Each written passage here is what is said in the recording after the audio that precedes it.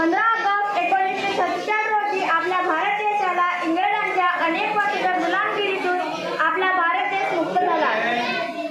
मंगल पांडे, भगतसिंग, राजगुरू, लाला लजपत राय अशा अनेक स्वातंत्र्यवीरांनी देशाच्या स्वातंत्र्यासाठी आपले प्राण पणास लावले. त्या सर्व स्वातंत्र्य सैनिकांना माझा मानाचा मुजरा. स्वातंत्र्यानंतर आपला भारत देश कृषी, विज्ञान व तंत्रज्ञान, खेळ, साहित्य इत्यादी क्षेत्रात चांगली प्रगती करत